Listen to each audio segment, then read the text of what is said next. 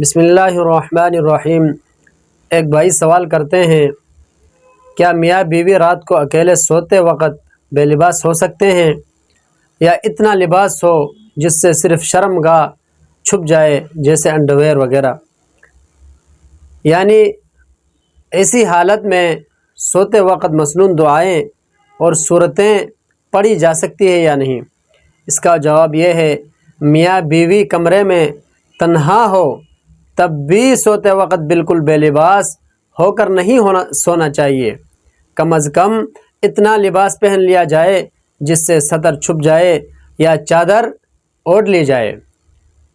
مذکورہ کیفیت میں قرآن کریم کی تلاوت کرنا اور مسنون دعائیں پڑھنا جائز نہیں، کیونکہ قرآن کریم اور اللہ تعالیٰ کے نام کی تعظیم واجب ہے، اور سطر کھلا ہونے کی اس حالت میں تلاوت کرنا یا کوئی دعا پڑھنا قرآن کریم اور اللہ تعالیٰ کے نام کی تعظیم کے منافی ہے، لہٰذا اس سے بچنا ضروری ہے۔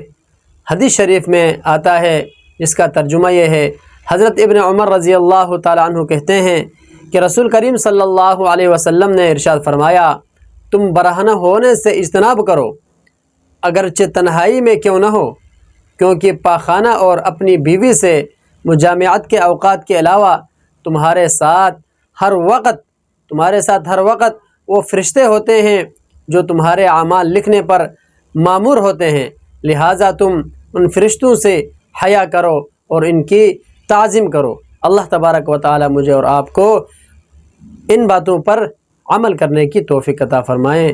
وآخر دعوانا ان الحمد للہ رب العالمین۔